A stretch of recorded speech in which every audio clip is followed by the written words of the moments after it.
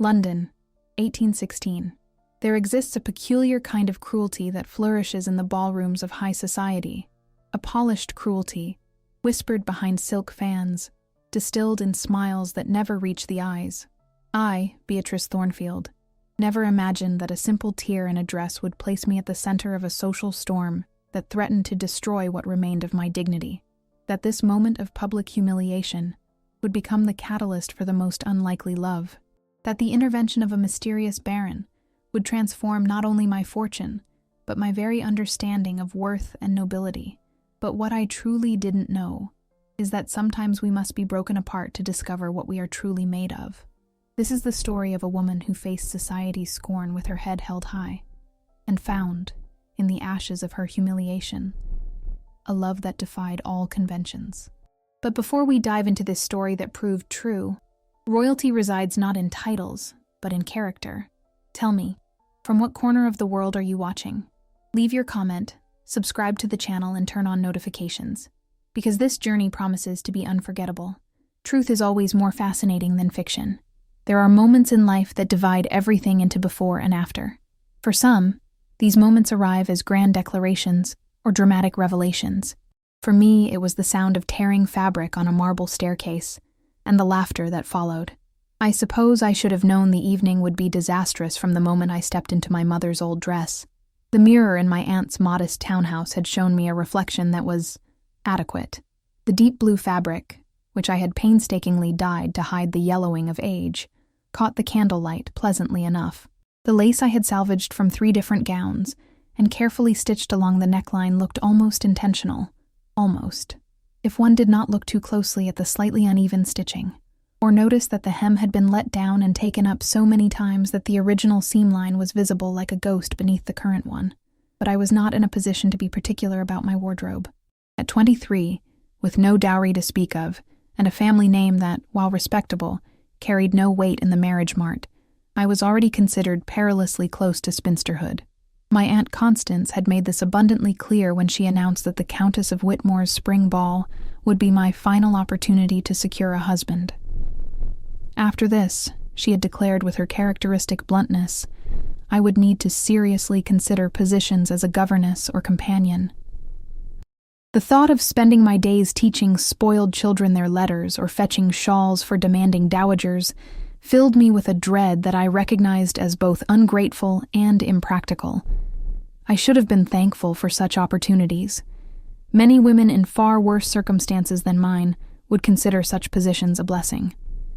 But I confess I had always harbored dreams of something more, though what that more entailed, I could never quite articulate, even to myself. The Countess of Whitmore's townhouse blazed with light as our modest carriage pulled up to the entrance. I could see other arrivals in their finery, silk gowns in the latest fashion, jewels that caught the lamplight, gentlemen in perfectly tailored evening wear. My aunt adjusted her own somewhat dated but well-maintained dress, and gave me a look that managed to convey both encouragement and warning. She reminded me, in hurried whispers as we waited our turn to be announced, that I must smile, but not too widely, laugh but not too loudly, express opinions if asked, but never volunteer them unsolicited. I must dance if invited, but not appear too eager. I must be pleasant, but not familiar. The list of contradictory requirements made my head spin, but I nodded dutifully. I had heard variations of this lecture before every social event for the past 3 seasons. The announcement of our arrival, Miss Constance Thornfield and Miss Beatrice Thornfield, barely caused a ripple in the assembled company. We were, after all, of little consequence. I saw my aunt's jaw tighten slightly at this dismissal, but she maintained her pleasant expression as we made our way toward the main staircase that led to the ballroom proper. It was there, on the 7th step from the bottom, that disaster struck. I felt my heel catch on my hem before I consciously registered what was happening. The fabric, weakened perhaps by my amateur alterations, gave way with a sound that seemed impossibly loud in that marble-floored entrance hall. I looked down in horror to see the side seam of my dress splitting open, revealing not only my petticoat but also, mortifyingly, the crude patch I had sewn on the inside, using fabric that did not quite match because I could not afford to purchase new material. Time seemed to slow. I was aware of heads turning, of conversations stopping mid-sentence. of that peculiar hush that descends when something scandalous occurs in polite company. And then came the laughter, at first just a few stifled giggles, but quickly growing into something more substantial, more cruel. Lady Pemberton, resplendent in rose silk that probably cost more than my entire wardrobe, did not even bother to lower her voice when she spoke to the cluster of matrons surrounding her. I heard every word clearly, as I was surely meant to.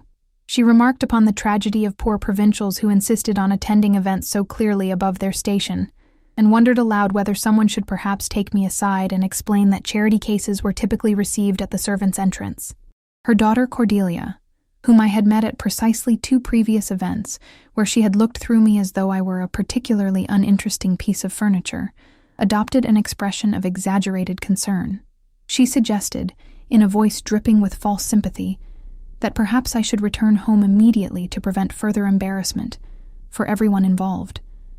I stood frozen on that staircase, my hand gripping the banister with enough force that my knuckles turned white.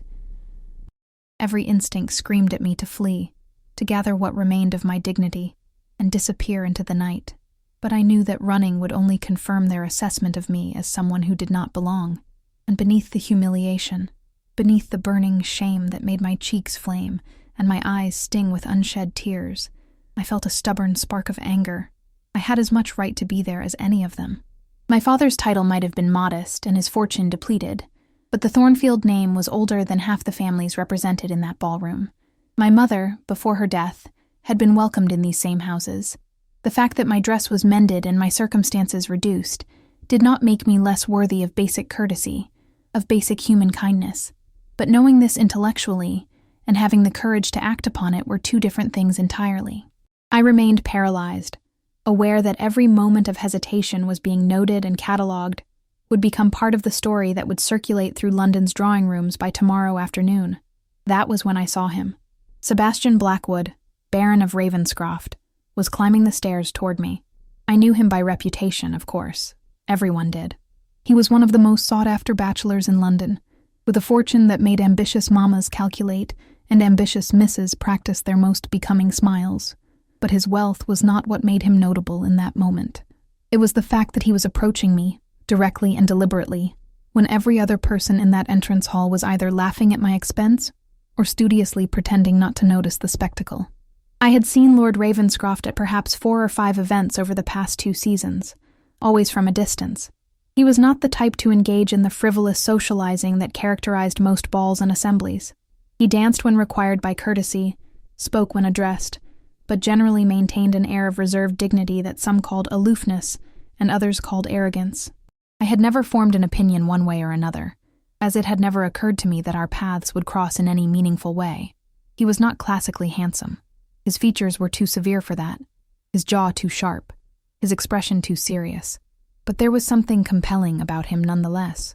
Perhaps it was his height, or the way he moved with absolute confidence through any space he occupied. Perhaps it was his eyes, which were the color of storm clouds, and seemed to see far more than most people were comfortable revealing. Those eyes were fixed on me now, as he continued his ascent. I waited for him to pass by, to perhaps offer a polite nod, before moving on to more important matters. Instead, he stopped directly in front of me, blocking my view of Lady Pemberton and her poisonous entourage. For a long moment, he simply looked at me, not at my torn dress, not at the obviously inferior quality of my attire, but at my face. There was no pity in his expression, no condescension, none of the cruel amusement I had seen in others. Instead, there was something I could not quite identify, an intensity that made me feel suddenly, acutely aware of myself, in a way that had nothing to do with my current humiliation. Then, with movements that were both deliberate and gentle, he removed his evening coat. It was a beautiful garment, black velvet of the finest quality, cut to perfection by what must have been London's most skilled tailor.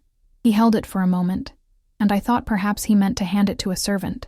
Instead, he stepped closer and carefully draped it over my shoulders. The coat was warm from his body heat and smelled faintly of sandalwood and something else I could not name. It was far too large for me, of course, but it covered the tear in my dress completely. More than that, it covered all evidence of my inferior gown, transforming me from an object of ridicule into someone who appeared to be simply chilly and had been offered a gentleman's coat out of courtesy. But it was what he said next that truly changed everything. His voice was low, meant primarily for me, but pitched carefully so that those nearest, including Lady Pemberton and her daughters, could hear clearly. He spoke of dignity having nothing to do with the cost of one's dress, and everything to do with how one carried oneself in the face of adversity. He mentioned, with what might have been a hint of dry humor, that true nobility revealed itself, not in mocking those less fortunate, but in recognizing character and strength wherever it appeared. And then, looking directly into my eyes with an intensity that made my breath catch, he said something that I knew I would remember for the rest of my life.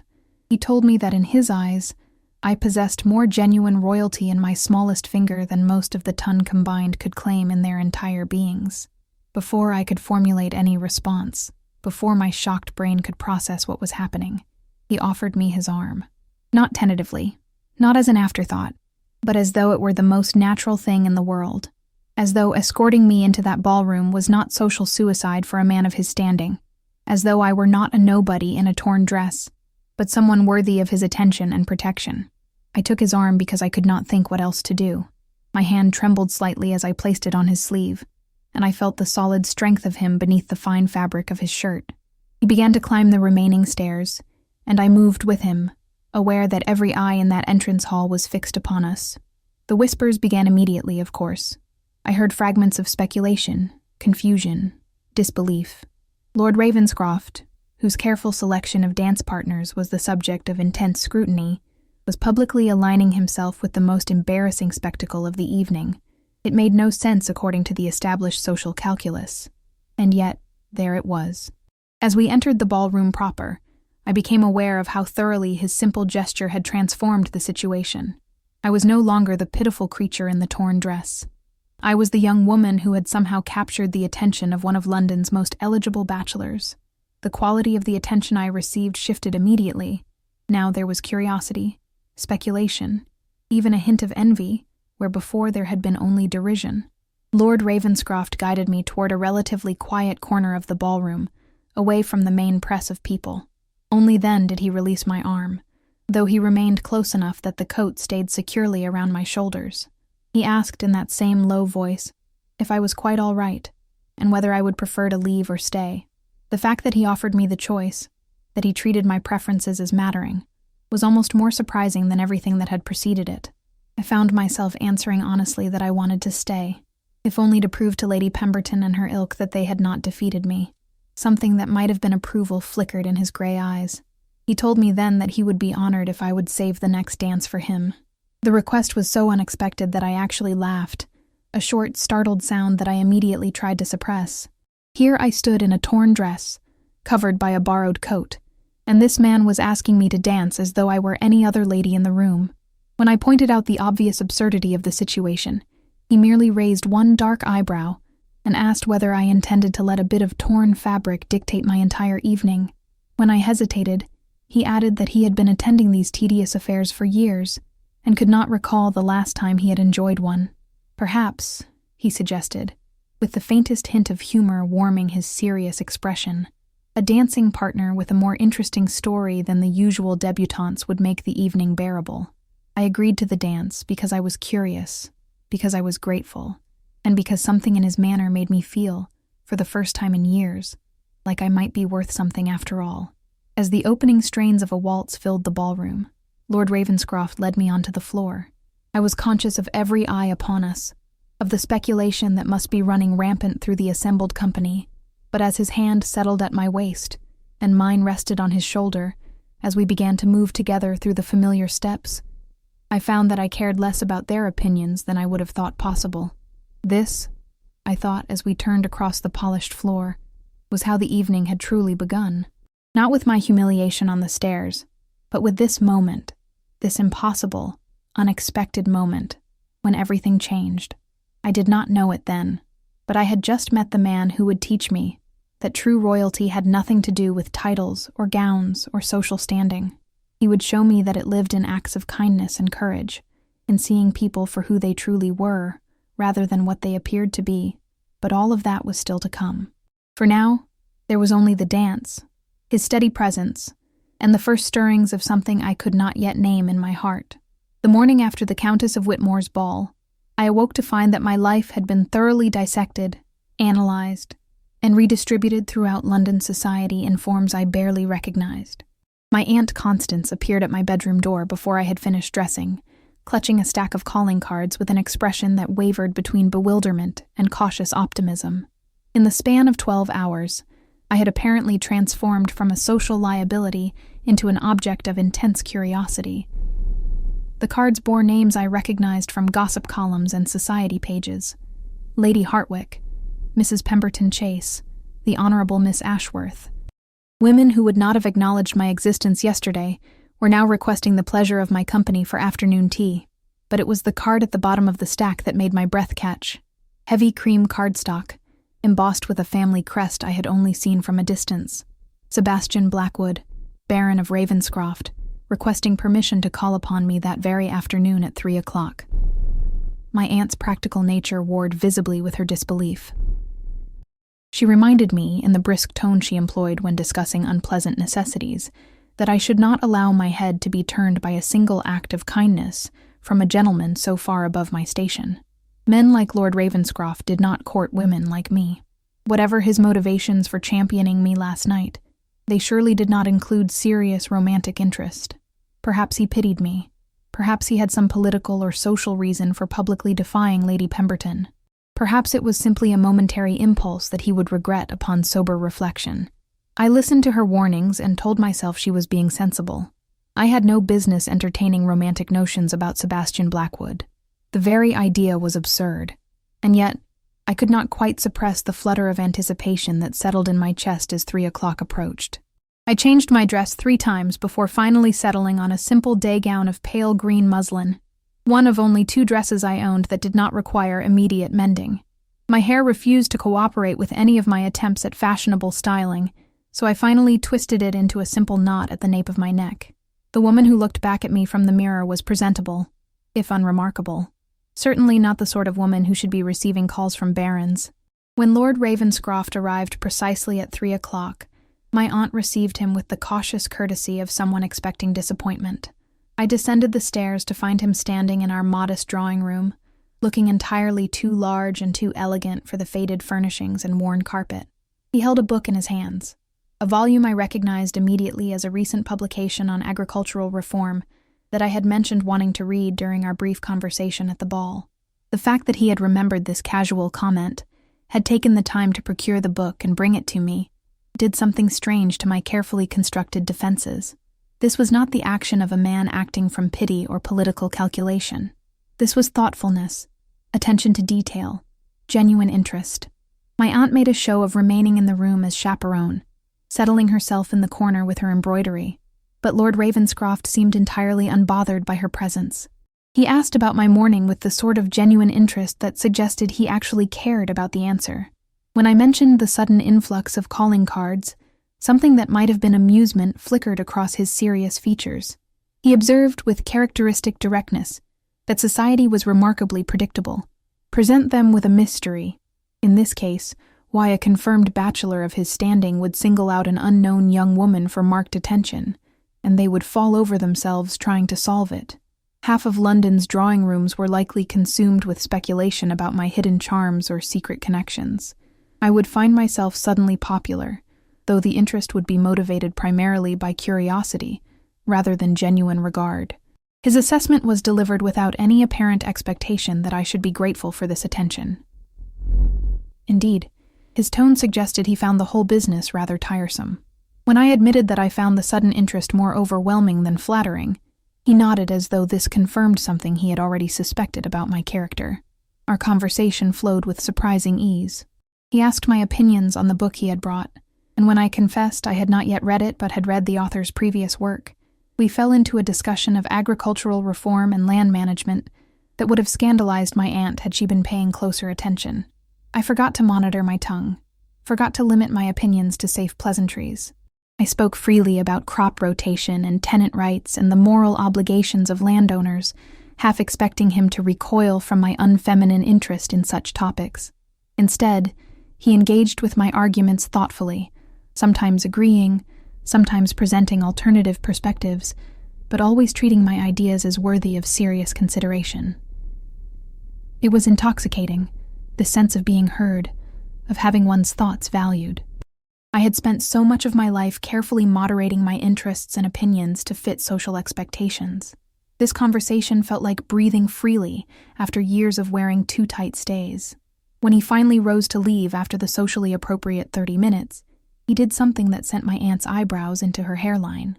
He asked, with formal courtesy, but unmistakable intent, whether I would be attending the Helmsworth musicale the following evening. When I admitted that I had not received an invitation, he said simply that I would. Then he added, looking directly at me with those storm cloud eyes, that he hoped I would save him at least 2 dances at the Carlisle ball at week's end. After he left, my aunt set down her embroidery with trembling hands and informed me that we were entering dangerous waters. Lord Ravenscroft's interest, whatever its nature, would make me the subject of intense scrutiny and, quite likely, malicious gossip. I should prepare myself for speculation about my character, my family, my motivations, and I should absolutely not, under any circumstances, allow myself to develop feelings for a man so completely beyond my reach. Her warnings were sensible, practical, rooted in her genuine concern for my well-being. I assured her I would be careful, that I understood the situation. But even as I spoke these reassuring words, I knew I was lying to both of us. The invitation to the Helmsworth musicale arrived the next morning, along with 3 more requests for my company at various social events. True to Lord Ravenscroft's prediction, I had become suddenly visible to people who had looked through me for years. The musicale was a smaller affair than the Whitmore Ball, which somehow made Lord Ravenscroft's attention even more noticeable. He arrived late, something I later learned was unusual for him, and made his way directly to where I sat with my aunt. He asked, with perfect courtesy, whether the seat beside me was taken. When I indicated it was not, he settled there for the remainder of the evening. His presence beside me made concentration on the music nearly impossible. I was aware of him with every nerve in my body, the subtle scent of sandalwood that I now associated with him, the solid warmth of him so close to my shoulder, the occasional brush of his sleeve against mine. Once, when a particularly ambitious soprano attempted a note well beyond her range, I caught his eye and saw the faintest hint of shared amusement there. The moment of conspiracy, of shared perspective, felt more intimate than any words could have been.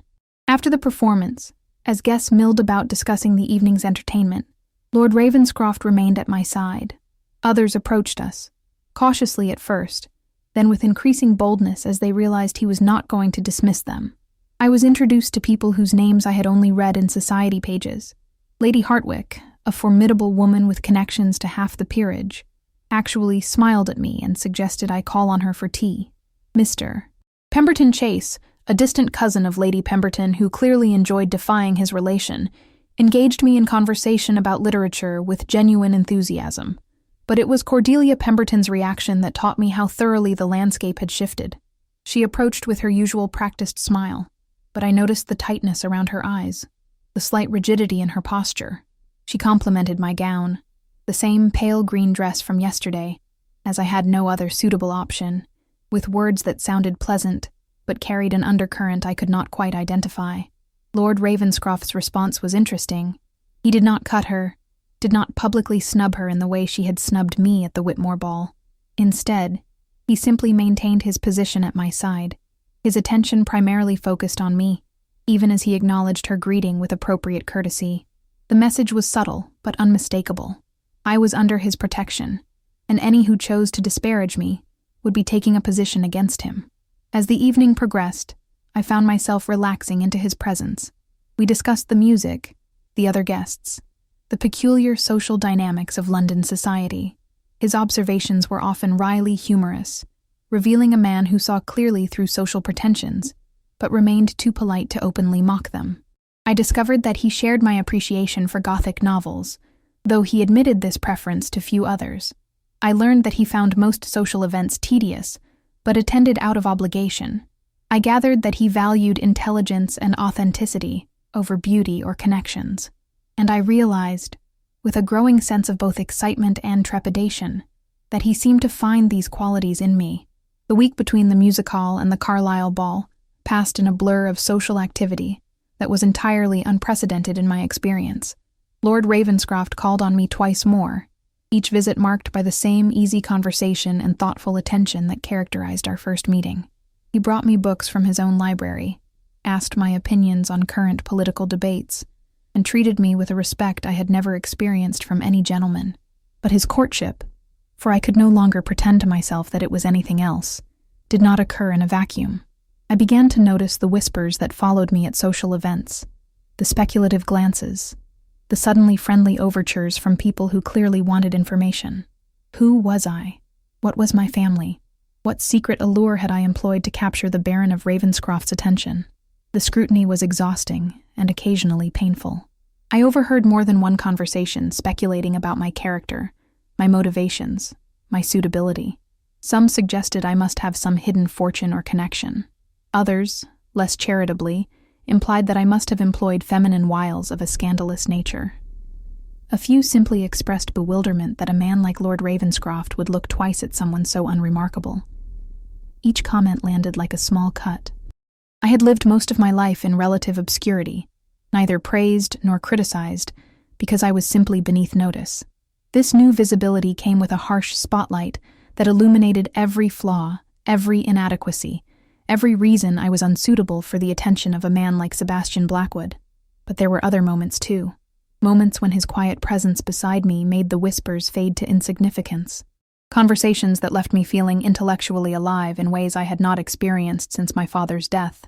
The way he looked at me sometimes, with an intensity that suggested he saw not just who I was, but who I could become. The Carlisle ball arrived on a mild spring evening.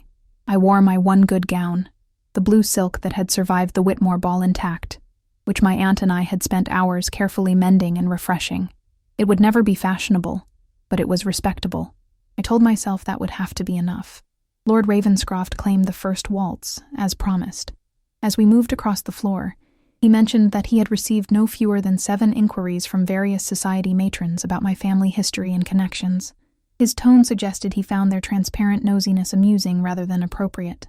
When I asked what he had told them, he replied that he had informed each one that my character and intelligence spoke for themselves, and that anyone who required a detailed accounting of my pedigree to determine my worth was not someone whose opinion he valued. The second dance, he claimed, was a country dance, which required us to separate and reunite throughout the figures. Each time we came together, I felt that same flutter of anticipation, that heightened awareness of him. During one of the brief moments when the dance brought us face to face, he told me something that made my heart skip a beat. He said that he found most social gatherings to be performances where everyone played roles dictated by expectation and convention. But when he spoke with me, he felt no need to perform. I was simply, refreshingly, genuinely myself, and that authenticity was more captivating than all the practiced charm in London. After the dance, he escorted me to the refreshment room. As we walked, I became aware of Cordelia Pemberton watching us with an expression I could not quite read. There was something calculating in her gaze, something that made unease prickle along my spine.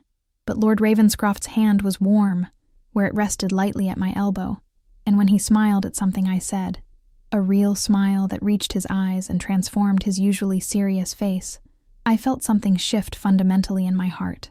I was falling in love with Sebastian Blackwood. The realization arrived with perfect clarity and absolutely terrifying certainty.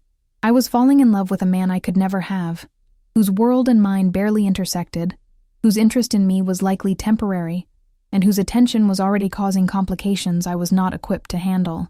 My aunt had warned me against this. Common sense screamed at me to guard my heart. But as I looked at him in that moment, as he handed me a glass of lemonade and asked whether I had read the book he brought me earlier that week, I knew with helpless certainty that it was already too late. The heart, I was discovering, does not always follow the dictates of wisdom or practicality. Sometimes it simply chooses, regardless of consequences. And mine had chosen Sebastian Blackwood, Baron of Ravenscroft, a man so far above my station that any happy ending seemed impossible. Yet, as the evening continued, as we talked and laughed and existed in our own small bubble of connection despite the crowded ballroom around us, I could not quite suppress a tiny, stubborn spark of hope. Perhaps against all odds and reason, this story might not end in heartbreak after all. But even as that hope flickered to life, I was unaware of the storm gathering on the horizon. Cordelia Pemberton's calculating gaze was not idle curiosity. She was planning something, and when her plans came to fruition, they would threaten to destroy everything Sebastian and I were beginning to build. For now, though, there was only this moment. His attention, his smile, the way he made me feel like I mattered in a world that had spent years teaching me I did not. I held on to that feeling like a talisman, unaware of how soon I would need its strength. The change in my social standing, while sudden, had not made me blind to the undercurrents that flowed beneath London society's polished surface. I had spent too many years as an observer, relegated to the edges of ballrooms and the corners of drawing rooms, not to recognize the particular quality of attention I was now receiving. Some of it was genuine curiosity, some opportunistic friendliness from those who hoped to benefit from my connection to Lord Ravenscroft. But there was another element too, a darker current of resentment and calculation that made the hair on the back of my neck prickle with instinctive warning. Cordelia Pemberton was at the center of that darkness. I first became truly aware of her campaign 3 weeks after the Carlisle ball at Lady Weatherby's afternoon salon. These gatherings were ostensibly intellectual affairs, where ladies discussed literature and current events over tea and delicate pastries. In reality, they were information exchanges where reputations were built and demolished with surgical precision, all under the guise of refined conversation. I had been invited for the first time, a clear indication of my elevated social position. My aunt had been pleased, viewing the invitation as evidence that I was being accepted into circles previously closed to us. I had been more cautious, remembering too well how quickly acceptance could transform into rejection. Lord Ravenscroft had called on me that morning before the salon, bringing a collection of poetry he thought I might enjoy. Our conversations had become the highlight of my days, wide-ranging discussions that touched on everything from philosophy to agriculture, from Gothic novels to political reform. He challenged my thinking, listened to my opinions with genuine interest, and treated me with a respect that still sometimes took my breath away. As he was leaving, he had mentioned that he would be away from London for several days, attending to matters on his estate in Yorkshire. The news had affected me more than it should have. 3 weeks of near-constant contact had made his presence feel essential to my daily existence. The prospect of days without seeing him created a hollow feeling in my chest that I tried unsuccessfully to ignore. He must have seen something in my expression because he paused at the door, turned back, and did something entirely unexpected. He took my hand, properly gloved, perfectly appropriate, but still intimate in a way that made my pulse race, and told me that he would return as quickly as business allowed. Then he added, in a voice pitched low enough that only I could hear, that he found himself remarkably reluctant to leave London for the first time in his memory. The implication in his words, in the way his gray eyes held mine, made it difficult to breathe. After he left, I had pressed my still tingling hand to my chest and acknowledged what I had been trying to deny for days. This was no longer simply falling in love. I was wholly, completely, irrevocably in love with Sebastian Blackwood. The depth of my feelings terrified me, as did the growing certainty that he returned them, at least in some measure. But love, I was learning, did not exist in isolation. It existed in a world of social expectations, class divisions, and people who had their own plans that did not include my happiness. Lady Weatherby's salon began pleasantly enough. I was greeted with more warmth than I had anticipated, offered tea in delicate china that I was terrified of dropping, and invited to sit in a circle of ladies whose combined social influence could make or break reputations. The conversation touched on a recently published novel, the latest fashions from Paris, and the upcoming parliamentary session.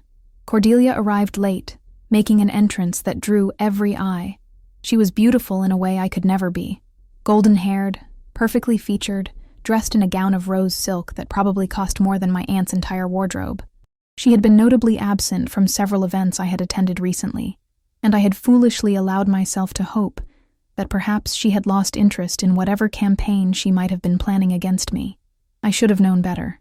She greeted me with a smile that didn't reach her cold blue eyes, and settled into the chair directly across from mine. For a while, she participated in the general conversation with the same practiced charm she employed at every social gathering. But I noticed the way her attention kept returning to me, the calculating quality of her gaze, and my earlier unease solidified into certainty. Something was coming. It began innocuously enough. Someone mentioned Lord Ravenscroft's departure for Yorkshire, and how dedicated he was to the proper management of his estates. Cordelia agreed, adding that such dedication to duty was one of his most admirable qualities. She had known him for years, she reminded the assembled ladies, as their families had been connected through various social and political ties since childhood. The comment was designed to establish her prior claim, to remind everyone present that she had history with Sebastian, while I was merely a recent curiosity. But she delivered it with such pleasant warmth that anyone who objected would seem petty. Then, Lady Pemberton, Cordelia's mother, who I had not realized was in attendance, made an observation that seemed designed to shift the conversation in a more dangerous direction. She mentioned how remarkable it was that Lord Ravenscroft had shown such marked attention to someone so recently arrived in society. It suggested, she said with a meaningful look, that he valued character over mere social standing. The comment could have been taken as a compliment, but the emphasis she placed on certain words made it clear she intended something else entirely.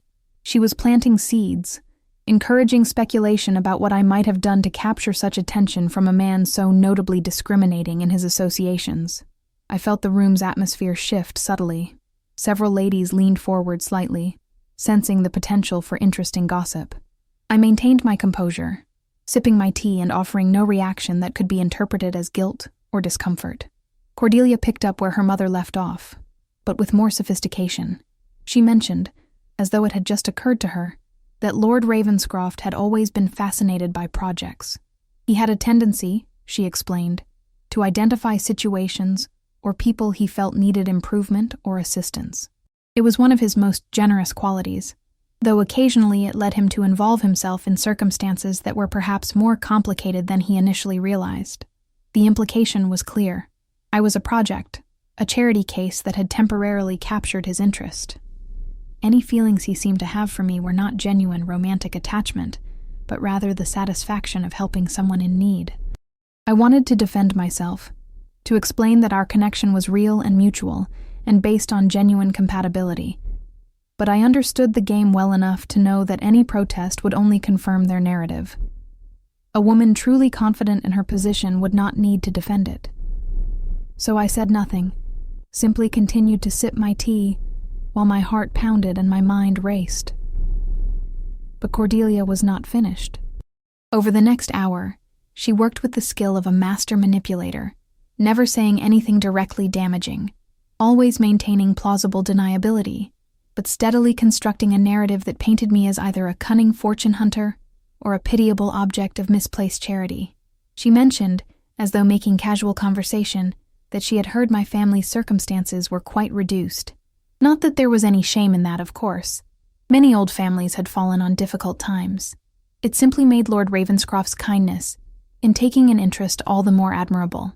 She wondered aloud whether perhaps someone should gently suggest to him that while his impulses were generous, there were proper channels for assisting those in financial difficulties that did not require him to personally involve himself in their social lives.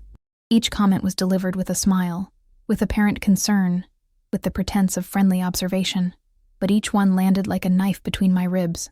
I understood then that Cordelia had been building to this moment for weeks. She had not been absent from social events. She had been gathering information, constructing her attack, waiting for the perfect opportunity, and she had chosen her moment well. Sebastian was out of London, unable to defend me or contradict her narrative. The ladies present were influential enough that their opinions would spread quickly through society, and I, lacking any real social power or connections, was in no position to effectively counter her campaign.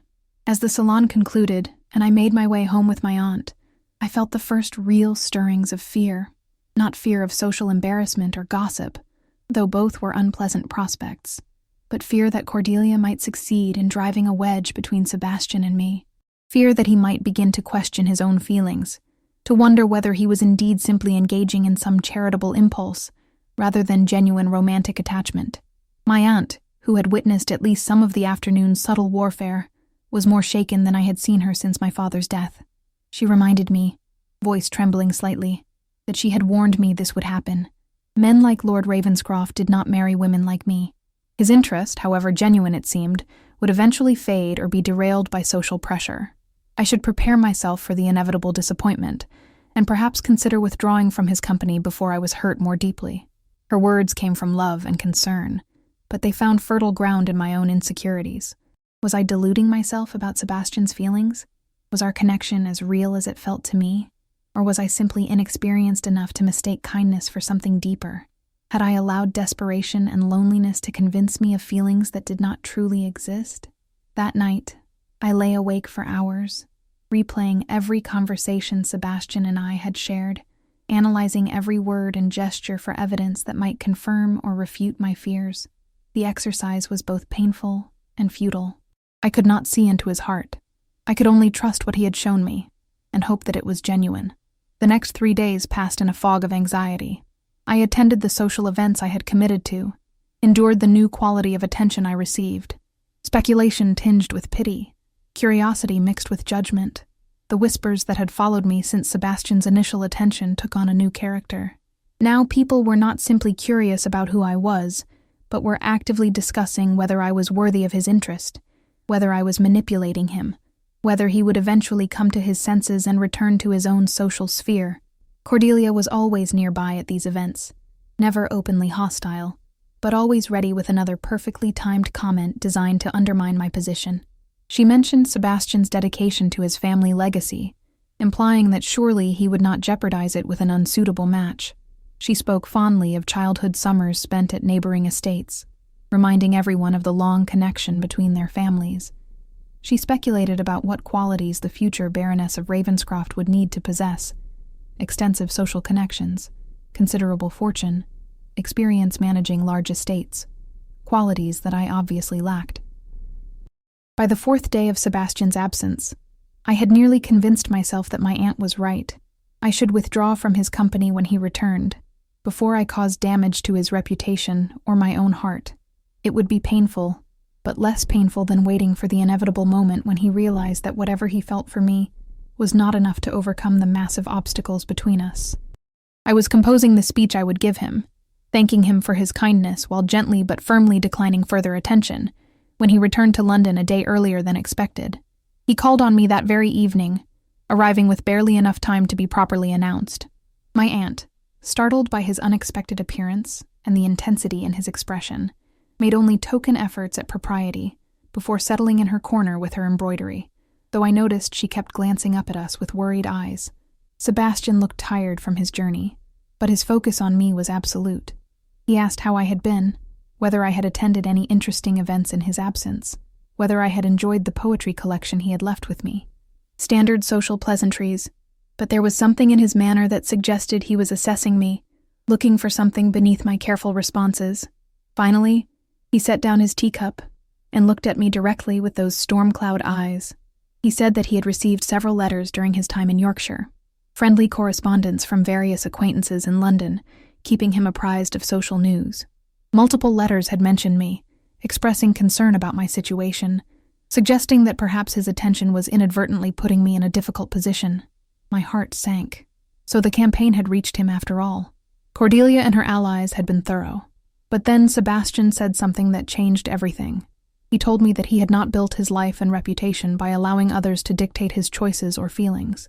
He had learned long ago that society's opinions were often inversely proportional to its wisdom, and he had spent the past 4 days attempting to focus on estate business while being constantly distracted by thoughts of me. The directness of his words left me momentarily speechless. This was not the measured courtesy that characterized our usual interactions.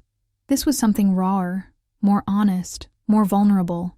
He continued, explaining that he understood the pressure I must be under, the scrutiny and speculation. He knew his attention had made my life more complicated rather than easier. If I wished to end our association, he would understand and respect that choice. But if I chose to continue, he wanted me to know that he would not be swayed by gossip or social maneuvering. His feelings were his own, formed through genuine connection and mutual respect, and no amount of strategic rumor-mongering would change them. I looked at him, this serious, reserved man who was offering me honesty and commitment in the face of considerable social pressure, and felt something settle in my chest. Yes, continuing to accept his attention would mean enduring more scrutiny, More whispers, more of Cordelia's carefully constructed attacks. But the alternative was losing something precious before discovering what it might become. I told him that I had no desire to end our association, that I valued our conversations and his company more than I feared society's judgment, that if he was willing to weather the storm, so was I. The relief in his expression was unmistakable. He took my hand, again, properly, appropriately, but with an intensity that made the gesture feel profound, and told me that I possessed more courage than most people he knew. After he left that evening, my aunt set down her embroidery and looked at me with a mixture of concern and resignation. She said that I was choosing a difficult path, that the obstacles before us were considerable, that heartbreak remained a very real possibility. I did not disagree with any of her assessments. But I also knew that the alternative, withdrawing from Sebastian to avoid potential pain, would be its own form of heartbreak. At least this way, if everything fell apart, I would know I had tried. I would know our connection had been real, worth fighting for, worth the risk. But as I prepared for bed that night, I could not shake the image of Cordelia's calculating smile or the memory of her carefully crafted comments. She had not succeeded in driving Sebastian and me apart with her first campaign. I had no doubt she was already planning her next move. The game, I realized, had only just begun, and the stakes were nothing less than my heart and my future. I could only hope that the connection Sebastian and I shared was strong enough to withstand whatever she planned next, because I had a growing certainty that Cordelia Pemberton was not a woman who accepted defeat gracefully, and she had far more resources at her disposal than I could ever hope to counter. Spring deepened into early summer, and with it, my relationship with Sebastian evolved into something that defied easy categorization. We were not officially courting. No formal announcement had been made, no understanding declared before witnesses. Yet we existed in that peculiar liminal space where everyone knew, everyone watched, and everyone had an opinion about what would or should happen next. The weeks following his return from Yorkshire brought a rhythm to our interactions that felt both thrilling and terrifying in its implications. He called on me 3 times a week without fail, arriving precisely at the appointed hour with books, thoughtful conversation, and an attention that made me feel like the most important person in his world. We attended the same social events, and while propriety prevented him from monopolizing my company, I was always aware of his presence, of the way his eyes would find mine across crowded rooms, of how he somehow always appeared at my side during intervals between dances. But love, I was discovering, was not simply the joy of connection and the warmth of mutual regard. It came with a weight of responsibility and awareness that grew heavier with each passing day. I began to truly understand what Sebastian was risking for me. The realization came gradually, built from overheard conversations and observed interactions, from the careful attention I paid to the world he inhabited. Sebastian was not simply a wealthy bachelor with a title. He was the last of his direct line, responsible for preserving a family legacy that stretched back centuries. His estate in Yorkshire employed hundreds of people whose livelihoods depended on his stewardship. He sat in the House of Lords, and his opinions carried weight in political circles. His mother, who I learned had died when he was 18, had been the daughter of a duke, connecting him to some of the most powerful families in England. And I was a nobody, the daughter of an impoverished baronet with no fortune, no connections, no particular beauty or accomplishment to recommend me. My presence in his life was already causing whispers about his judgment, speculation about whether he had taken leave of his senses, concerns about the future of his family line. These thoughts that had been lurking at the edges of my consciousness since the beginning crystallized into sharp focus during a conversation I was not meant to overhear at the Duchess of Marlborough's garden party. I had stepped away from the main gathering to catch my breath in a relatively secluded corner of the garden, hidden from view by a towering hedge of roses. The voices on the other side of that hedge belonged to 2 gentlemen I recognized as friends of Sebastian's, Lord Hartley and the Honourable James Ashford. They were discussing Sebastian with the frank honesty that men sometimes employ when they believe themselves to be unobserved. Lord Hartley expressed concern that Sebastian's infatuation, he actually used that word, making my stomach clench, was causing him to lose sight of his obligations. A man in his position could not simply follow his heart without considering the practical implications. The Ravenscroft line needed an heir. The estate needed a capable mistress. The family needed alliances that would preserve and enhance their position. James Ashford agreed, adding that while he personally had nothing against me, He questioned whether I possessed the necessary experience or resources to manage an estate the size of Ravenscroft Hall. The Yorkshire property alone comprised thousands of acres and dozens of tenant families. The London house required a staff of 30. There were social obligations, political expectations, charitable commitments. The role of Baroness of Ravenscroft was not simply a title. It was a position that demanded specific skills and extensive experience that I simply did not have. The conversation continued, but I heard little beyond that point. My mind was too busy cataloging all the ways I was inadequate for the life Sebastian was offering, assuming his intentions were indeed as serious as they sometimes seemed. I had known intellectually that there were practical obstacles to any future between us, but hearing them enumerated so clearly, so dispassionately, by people who genuinely cared about Sebastian's well-being, made them impossible to ignore or minimize. When I finally emerged from behind the hedge and rejoined the party, I found Sebastian immediately. He was speaking with the Duchess, but his eyes found mine the moment I appeared, and something in my expression must have alarmed him because he excused himself and made his way to my side with barely concealed urgency. He asked what was wrong, his voice low with concern.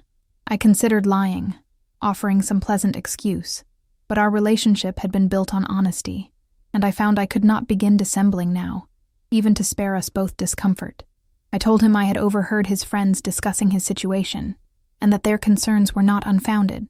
I asked him directly whether he had truly considered what choosing me would mean for his future, for his family legacy, for all the people who depended on him. Sebastian's expression shifted through several emotions: surprise, understanding, and something that looked like pain. He guided me to a more private area of the garden, away from curious eyes and listening ears. Then he did something that both answered and complicated my question. He told me about his mother. Elizabeth Blackwood had been the daughter of a duke, raised with every advantage, educated in all the accomplishments expected of her station. She had married Sebastian's father, in what everyone assumed was a typical aristocratic alliance, families of similar rank uniting their interests. But what most people did not know was that his parents had actually married for love, against considerable opposition from both families who had wanted different alliances.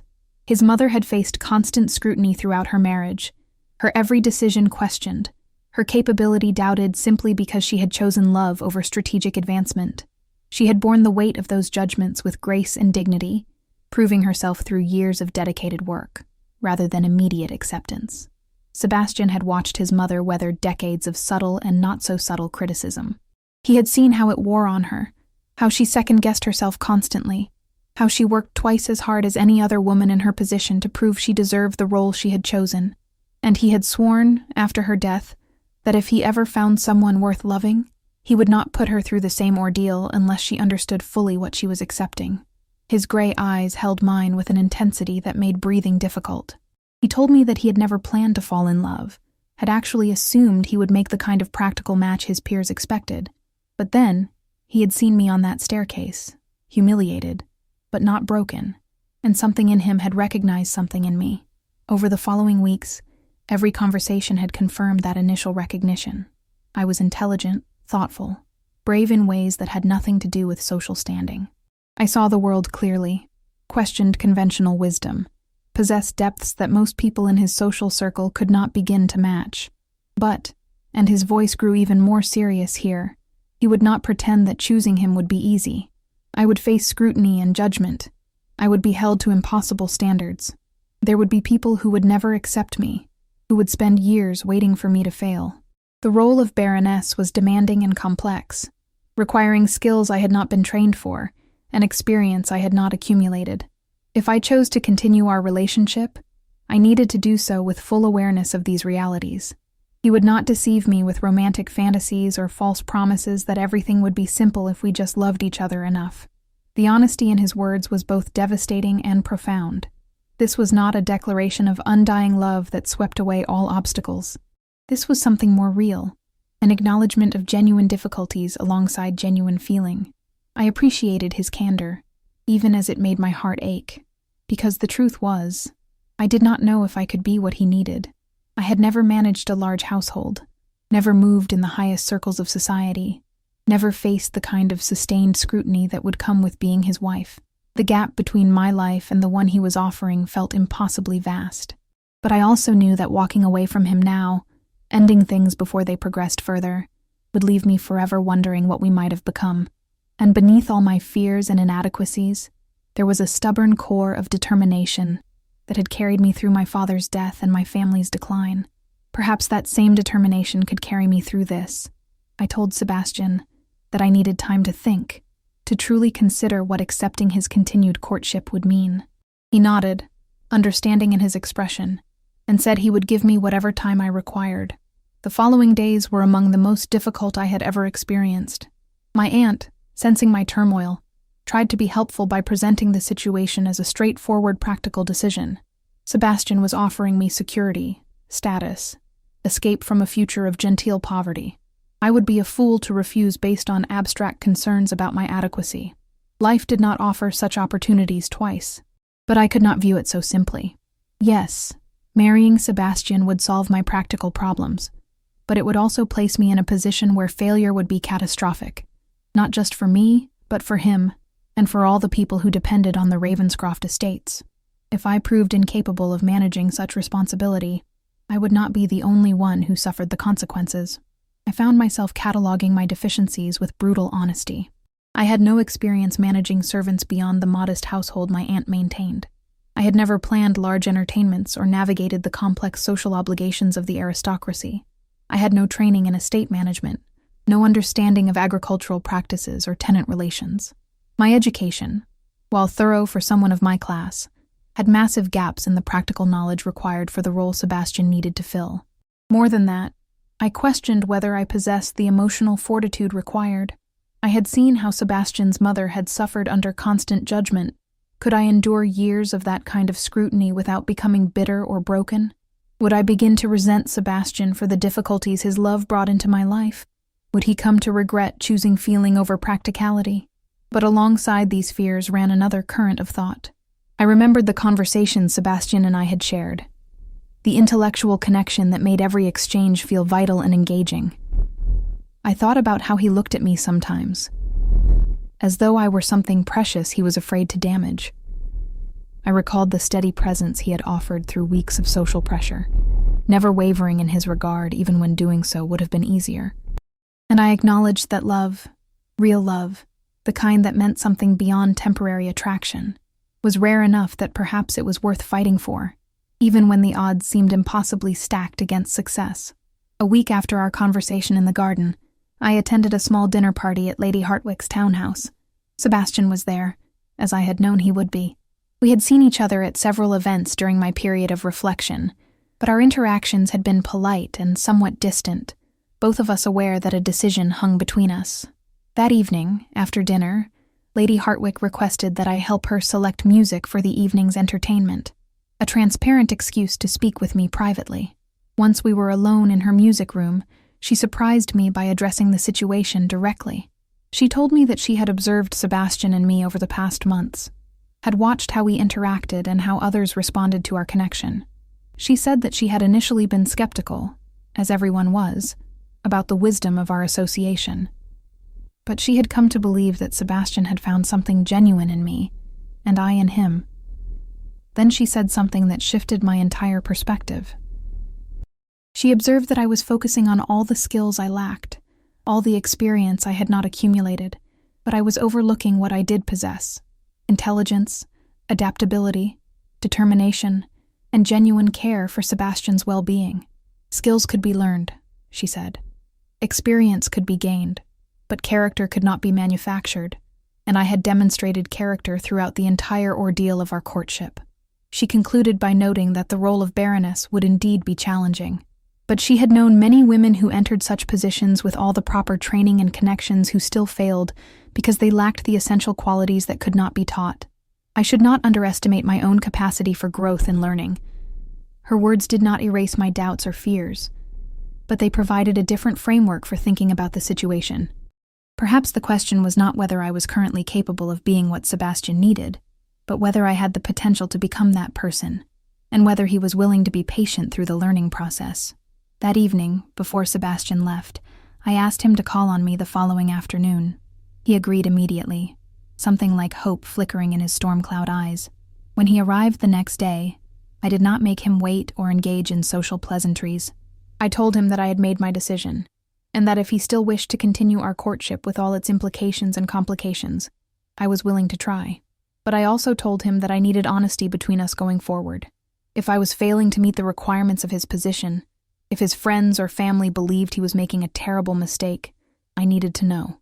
I would not be coddled or protected from difficult truths. And if we reached a point where it became clear that I could not be what he needed, I wanted him to promise he would end things, rather than persisting out of misplaced loyalty or guilt. Sebastian listened to my entire speech without interruption. Then he crossed the room, took both my hands in his, and made me a promise.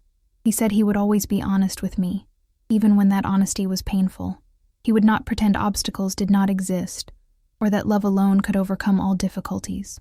But he also promised that he would not give up on us easily, that he believed I was worth whatever challenges lay ahead, and that he would help me learn and grow into the role his life required. It was not the romantic declaration that novels had taught me to expect. It was better, a promise grounded in reality, acknowledging difficulty while committing to face it together. As his hands held mine, as his eyes met mine with absolute sincerity, I felt something settle in my chest. Yes, the path ahead would be difficult. Yes, I might fail. Yes, there were no guarantees of a happy ending. But I was choosing to try. We were choosing to try together. And perhaps that choice, made with full awareness of its implications, was the most romantic thing of all. Outside the window, storm clouds were gathering on the horizon. I did not know then how prophetic that image would prove to be, or how soon Cordelia's next attack would come. But for that moment, holding Sebastian's hands while we both acknowledged the difficult reality of what we were attempting, I felt something close to peace. We were not naive children believing love conquered all. We were two people who had looked clearly at the obstacles before us and chosen to face them anyway. Whatever came next, at least we would face it together. The invitation to dine at the Duke and Duchess of Somerset's residence arrived on a humid afternoon in late June, delivered by a liveried footman who waited for my response as though he doubted someone of my station would dare to decline such an honor. My aunt held the heavy cardstock with trembling fingers, reading and rereading the elegant script as though it might change upon subsequent examination. This was not simply another social event. The Duke of Somerset was one of the most influential men in England, his opinions capable of making or breaking political careers and social reputations. An invitation to dine at Somerset House was a signal of acceptance into the highest echelons of society. For someone like me, recently risen from obscurity through the attention of a baron, it represented validation that I had achieved a position that transcended mere curiosity. My aunt was convinced this was evidence that society had accepted me, that my connection to Sebastian had elevated me permanently beyond my origins. I was less certain. Something about the timing felt calculated in ways I could not quite articulate. Sebastian had mentioned that he would be attending this dinner. It was, in fact, a gathering of several politically connected families to discuss matters related to upcoming parliamentary sessions. But I could not shake the feeling that my inclusion was not entirely about acceptance. I accepted the invitation because declining would have been impossibly rude and socially damaging, but I did so with a sense of foreboding that I tried unsuccessfully to dismiss as simple nervousness about dining in such elevated company. Sebastian called on me 2 days before the dinner. His visit was brief. He had appointments related to estate business, but he took the time to prepare me for what to expect. The Somerset dinners were formal affairs, where political discussions often dominated the conversation. I should not be intimidated if talk turned to subjects I knew little about. His advice was characteristically practical, focused on helping me navigate an unfamiliar situation with as much confidence as possible. What he did not tell me, what he could not have known, was that Cordelia Pemberton had spent weeks engineering this exact scenario. The evening of the dinner, I dressed with more care than I had taken for any previous event. The gown I wore was new, purchased with funds my aunt and I could barely afford, but which we both agreed was necessary for such an occasion. It was a deep emerald silk, simply cut but elegant, with minimal ornamentation. I could not compete with women who had unlimited resources for fashion, but I could present myself as respectable and appropriate. My aunt helped me arrange my hair, her hands occasionally shaking with a combination of excitement and anxiety. She reminded me repeatedly to be careful, to think before I spoke, to remember that powerful people would be assessing me throughout the evening. Her warnings came from love, but they only heightened the pressure I already felt. Somerset House was magnificent in a way that made our modest townhouse seem almost pathetically inadequate by comparison. The entrance hall alone was larger than our entire ground floor, with soaring ceilings and artwork that I recognized from descriptions in books. I was announced, Miss Beatrice Thornfield, in ringing tones that seemed to echo through the vast space, and I made my way into the drawing room where guests were gathering before dinner. Sebastian was there, speaking with several gentlemen I recognized from political circles. His eyes found mine immediately, and something in his expression shifted. Relief, perhaps, or pleasure at my arrival. He excused himself from his conversation and made his way to my side, offering his arm and introducing me to several of the assembled guests with a naturalness that helped ease some of my nervousness. Cordelia was also there, resplendent in a gown of pale gold that probably cost more than I had spent on clothing in my entire life. She greeted me with apparent warmth, complimented my dress with words that sounded sincere, and even engaged me in brief conversation about a recent art exhibition we had both attended. Her behavior was so different from the subtle hostility of previous weeks that I felt my guard lower slightly. Perhaps, I thought with cautious optimism, she had accepted the situation and moved on. I should have known better. The dinner itself was an elaborate affair. Multiple courses served on china so delicate I was terrified of breaking it. Wines that I barely touched because I needed all my wits about me. Conversation that ranged from agricultural policy to continental politics. I contributed little, content to listen and learn, conscious of Sebastian's steady presence beside me at the table. It was during the remove, as servants cleared away one course and prepared to bring another, that the Duke of Somerset raised a topic that seemed innocuous enough. He mentioned that he had been reviewing the financial records of several estates in preparation for upcoming debates about agricultural reform, and had been struck by the precarious position of many formerly prosperous families. The conversation that followed touched on the difficulties facing landowners with reduced circumstances, the moral obligations of those with resources toward those without, and the various strategies families employed to maintain their positions when fortunes declined. It was all abstract and intellectual, until Lady Pemberton, Cordelia's mother, made an observation that shifted the entire tenor of the discussion. She noted that sometimes families in difficult circumstances attempted to resolve their problems through strategic marriages, which was of course perfectly understandable and had been practiced throughout history. However, she continued, there were unfortunate situations where the desperation of reduced circumstances led to behavior that crossed the line from appropriate strategy into something more troubling. The comment hung in the air, vague enough to seem like general observation, but specific enough that several guests glanced in my direction. I felt my stomach clench with sudden apprehension. Before anyone could respond, Cordelia entered the conversation with the timing of someone who had planned this moment carefully. She mentioned, as though it had just occurred to her, that she had recently learned of a concerning situation involving a family of minor gentry who had accumulated substantial debts to various London merchants. The situation was apparently quite dire, with legal action being threatened, and the family's reputation in serious jeopardy. She delivered this information with an expression of concern rather than malice, but I saw several guests lean forward with interest. Financial scandal was always compelling to those who were secure in their own fortunes. Then came the killing blow. Cordelia produced several letters from her reticule, actual physical documents that she had somehow obtained or fabricated. She explained that these were communications from merchants to a baronet's family regarding unpaid debts for various goods and services. The amounts were staggering, far beyond what any reasonable person could accumulate through normal expenditure. She held up the first letter, and even from where I sat, I could see my father's name at the top. Sir James Thornfield. The room went silent except for the crackling of candles in their sconces.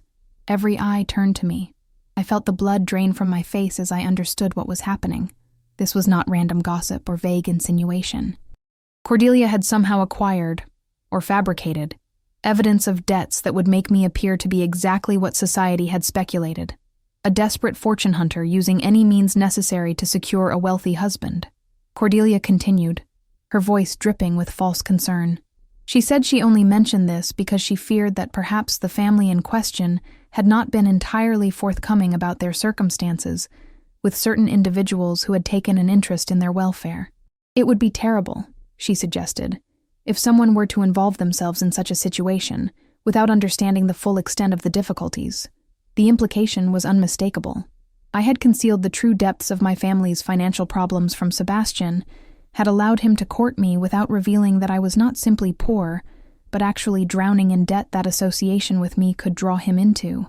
I wanted to defend myself, to explain that I knew nothing of such debts, that my father had died 3 years ago, and whatever obligations he had left were unknown to me, but my throat felt constricted, my mind blank with shock and humiliation.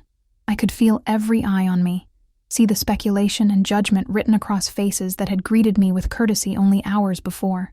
Sebastian's hand found mine beneath the table, gripping it with enough force that it was almost painful. I glanced at him and saw his jaw clenched, his expression harder than I had ever witnessed. He was furious, but controlling it with visible effort. When he spoke, his voice was low, but carried clearly through the silent dining room. He addressed Cordelia directly, asking where she had obtained these documents and whether she had verified their authenticity before making such serious allegations in public. Cordelia's expression remained innocent, concerned. She said the letters had been shared with her by concerned merchants, who hoped that someone with connections to the Thornfield family might be able to encourage them to address their obligations. She had, she claimed, been attempting to handle the matter discreetly, but felt it was important that those who might be affected by the situation were made aware. The Duke of Somerset, clearly uncomfortable with the turn his dinner party had taken, attempted to redirect conversation to less contentious topics. But the damage was done. I could see it in the eyes of the assembled guests. The shift from curiosity to judgment, from acceptance to doubt. I excused myself before the meal was completed, claiming sudden illness. It was not entirely a lie. I felt physically sick with humiliation and shock. Sebastian rose to escort me, but I shook my head slightly. Having him leave with me would only confirm that he was already too entangled in my disastrous situation to extract himself gracefully. I do not remember the journey home. My aunt, who had been waiting anxiously for my return, took one look at my face and knew something terrible had happened. I told her about the letters, about Cordelia's public revelation, about the room full of influential people who now believed I had concealed massive debts while allowing a baron to court me. My aunt went white, then red, then white again. She asked whether the debts were real, whether my father had truly left us in worse circumstances than we had known. I honestly could not say. My father had handled all financial matters himself, and after his death, my aunt and I had simply continued with what resources remained. There might well have been debts we knew nothing about, obligations we had been blissfully unaware of while they accumulated interest and penalties. The next 3 days were a special kind of torture. Sebastian called on me repeatedly, but I refused to see him. I could not bear to face him, to see either pity or doubt in his eyes. I had no defense against Cordelia's accusations, because I did not know whether they were true or false. How could I assure him that I had not been concealing debts when I genuinely did not know the full extent of my family's financial situation? The social invitations that had been arriving regularly dried up immediately. Women who had been cultivating my acquaintance suddenly remembered prior commitments. Even Lady Hartwick, who had been kind to me, sent a carefully worded note suggesting it might be best if I declined her upcoming garden party until the situation was clarified. I was being cut, systematically and thoroughly. My brief ascent into society was over, demolished as quickly as it had been built, and I had brought it entirely upon myself by daring to believe that someone like me could belong in Sebastian's world. On the 3rd day, I finally admitted Sebastian when he called. He looked haggard, as though he had not slept. Before I could say anything, before I could offer the speech I had prepared releasing him from any obligation to me, he told me what he had discovered. He had spent the past 3 days investigating the debts Cordelia had presented. He had visited every merchant named in the letters, examined their actual records, and spoken with their solicitors. What he found was both relieving and enraging. Most of the debts Cordelia had referenced had been settled years ago, shortly after my father's death, when my aunt had methodically worked through his obligations, using what little remained of our resources. The letters Cordelia presented were either complete fabrications or heavily altered versions of legitimate correspondence that misrepresented the current situation. There were a few small outstanding debts, nothing unusual for a family of our standing, certainly nothing like the catastrophic amounts Cordelia had implied.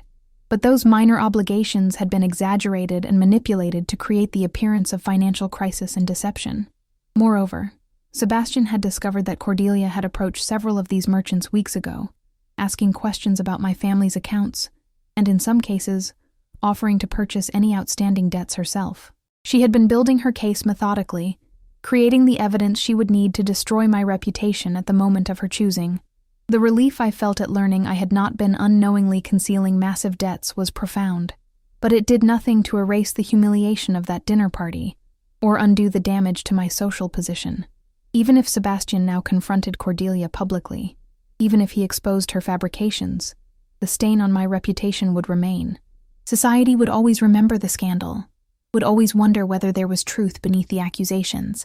I told Sebastian that he needed to distance himself from me, that continuing our association would only damage his own reputation. Whatever Cordelia's motivations or methods, she had succeeded in making me toxic to his social position. Sebastian's response was immediate and unequivocal. He said he would not abandon me because of lies and manipulation. He intended to publicly confront Cordelia and her mother, to expose the fraudulent evidence, and make clear that their actions were unconscionable. I wanted to believe him, wanted to hope that everything could be resolved so simply, but I understood society better than that. The truth was often less compelling than a good scandal. Even with proof of Cordelia's deceptions, I would always be the woman who had been publicly humiliated at a duke's dinner party, the object of that kind of gossip. As Sebastian left that evening, promising to call on me the next day, I stood at the window watching his carriage disappear into the dusk. I loved him. I could admit that to myself now without reservation, but I was beginning to understand that love might not be enough. Cordelia had won, not because her lies were credible, but because she had successfully made association with me a liability rather than an asset. Sebastian might be willing to weather that storm, but I was not certain I could ask him to. The weight of that realization settled over me like a shroud. I had known from the beginning that there were massive obstacles between us. I had tried to prepare myself for potential heartbreak, but nothing could have prepared me for this, for having to consider walking away from the person I loved most, not because he had failed me, but because staying with him might destroy everything he had worked to build. That night, I began composing a letter, a final letter, releasing Sebastian from any obligation to me, and asking him to allow me to disappear quietly back into the obscurity I should never have left. It was the most painful thing I had ever written, but I convinced myself it was also the kindest.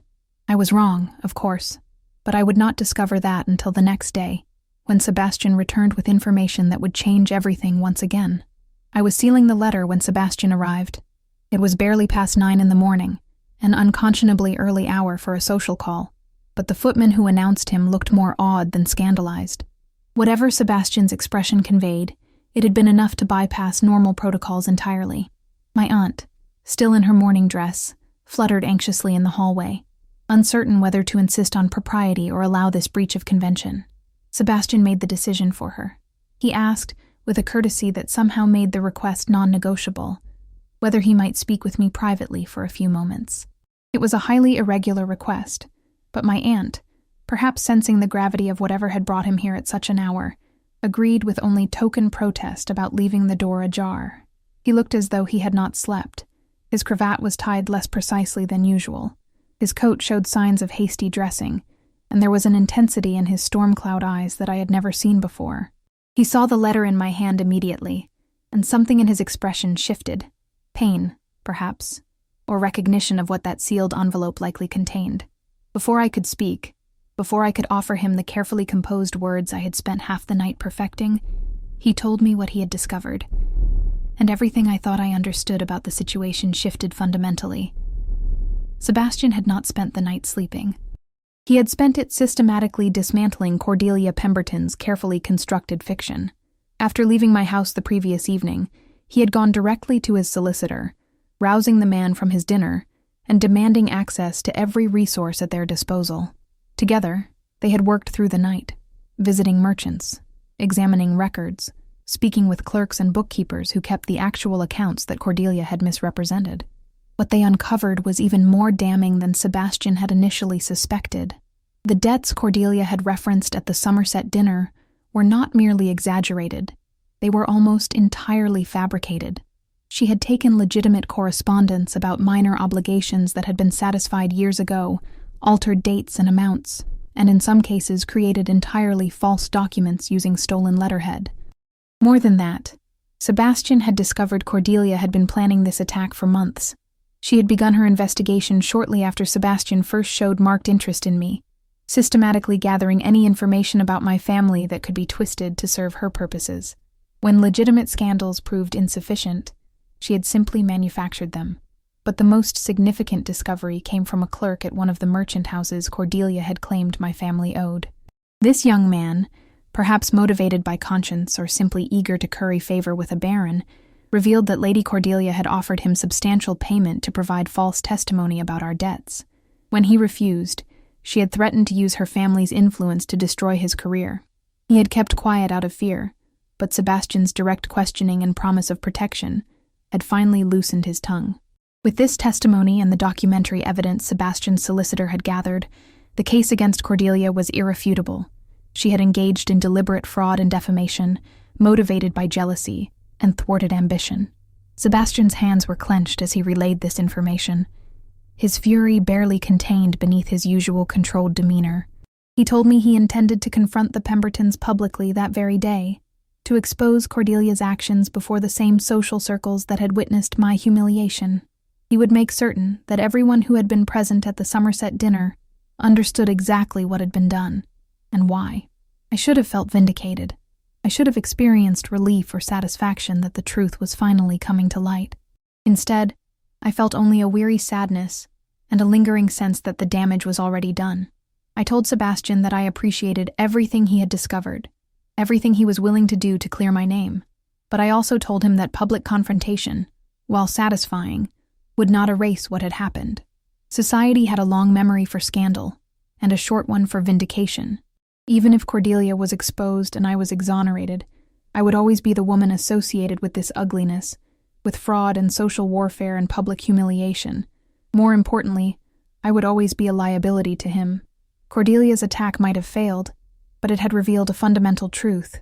There would always be people willing to tear me down, because they resented my association with him. Fighting off one attack did not prevent future ones. How many more Cordelias would emerge over the years? How many more times would Sebastian need to defend me, rescue me, expend his social and political capital protecting me from those who believed I did not belong? I held up the letter I had been sealing when he arrived.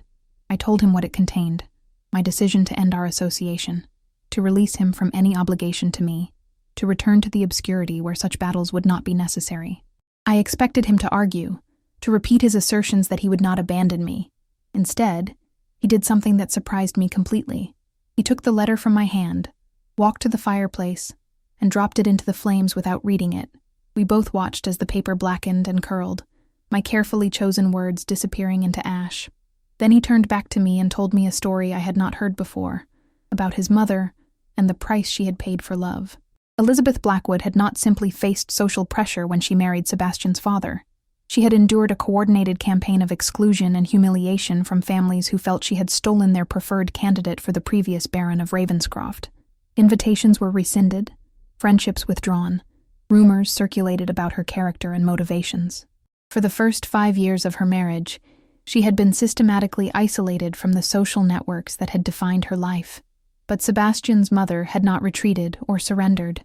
She had simply refused to engage with those who attacked her, focusing instead on being an exemplary wife, estate manager, and eventually mother. Slowly, through years of consistent dignity and competence, she had won over even her harshest critics. By the time Sebastian was a teenager, his mother was one of the most respected women in their social circle, known for her intelligence, kindness, and unshakable integrity. The lesson she had taught her son was not that love conquered all obstacles easily. It was that love, worth having, required courage to defend it, patience to outlast opposition, and faith that truth and character would ultimately prevail over malice and deception. Sebastian's voice grew quieter as he told me this, but no less intense. He said that his mother had warned him, before her death, that if he ever found someone worth loving, there would be tests. People would question his choice, attack his judgment, attempt to drive wedges between him and the person he valued. The question was not whether these challenges would come, but whether he had the courage his father had shown. the courage to choose love and stand firm through the inevitable storms. Then he asked me a question that cut through all my carefully constructed defenses. He asked whether I was truly leaving because I believed our situation was hopeless, or because I was afraid. Afraid of failing to meet the demands of his world. Afraid of enduring more attacks like Cordelia's. Afraid that I was not strong enough for the life he was offering. The honesty of the question demanded an honest answer. I told him I was terrified. Terrified of the scrutiny, the responsibility, the possibility that I would prove inadequate despite my best efforts. Terrified that loving him was the most selfish thing I had ever done, because it placed my own happiness above the stability and reputation he deserved to protect. Sebastian crossed the room and took my hands in his. His touch was warm, steady, grounding. He told me that fear was not weakness, it was recognition of real challenges. But allowing fear to make our decisions for us was a different matter entirely. He asked whether I loved him. The question was simple, direct, demanding truth rather than careful deflection. I could not lie to him, could not pretend that my decision to leave was anything other than self-protective cowardice dressed up as noble sacrifice. I told him yes. I loved him with an intensity that frightened me, that made every other consideration seem secondary. Then he told me what he had realized during his sleepless night of investigation. He said he had spent months convinced that his feelings for me were primarily about intellectual compatibility and mutual respect. Important qualities, certainly, but perhaps not the foundation for the kind of partnership his position required. But watching Cordelia systematically attempt to destroy me, seeing the pain and humiliation I endured, had clarified something essential. He loved me, not as an interesting companion or a charitable project, but as the person he wanted to build a life with, regardless of obstacles or challenges. The declaration was not flowery or romantic in any conventional sense, but its very directness, its complete lack of artifice or pretension, made it more powerful than any rehearsed speech could have been. I felt tears stinging my eyes, tears I had been holding back through days of stress and humiliation. I told him I did not know if I could be what he needed, if I could withstand the pressures that would come with accepting his feelings. His response was characteristically practical. He said we would not know what I was capable of unless we tried, that he would help me learn whatever skills I lacked, would stand beside me through whatever difficulties arose.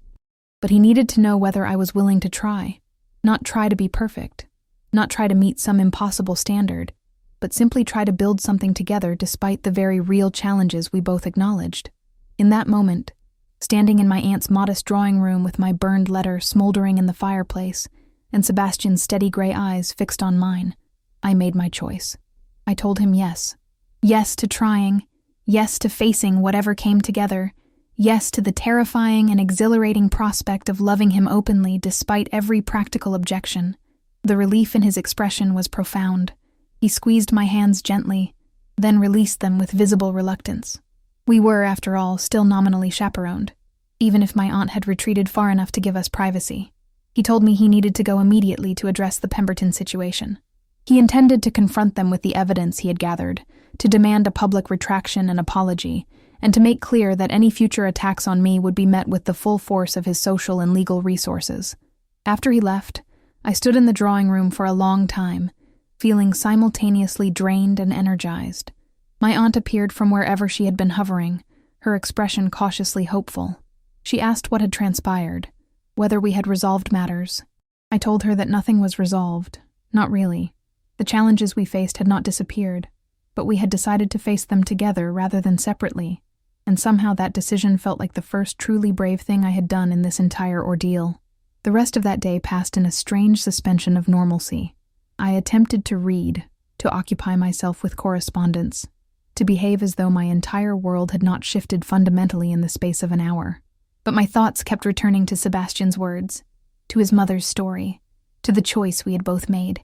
He called again in the late afternoon, properly this time, with appropriate notice and at acceptable hours. The confrontation with the Pembertons had been, he reported with grim satisfaction, exactly as unpleasant as anticipated. He had presented his evidence to Lady Pemberton and Cordelia in their own drawing room, with his solicitor present as witness. The documentary proof of fraud was irrefutable. Cordelia had initially attempted to maintain her innocence, but when faced with testimony from the clerk she had tried to bribe, her defense had crumbled. Lady Pemberton had been forced to acknowledge her daughter's actions and had agreed, under threat of legal action, to issue a public statement correcting the false information presented at the Somerset dinner. Cordelia would also write a personal letter of apology to me, though Sebastian suspected its sincerity would be questionable at best. More significantly, Sebastian had made it clear that any future attacks on me, from the Pembertons or anyone else, would result in immediate social and legal consequences.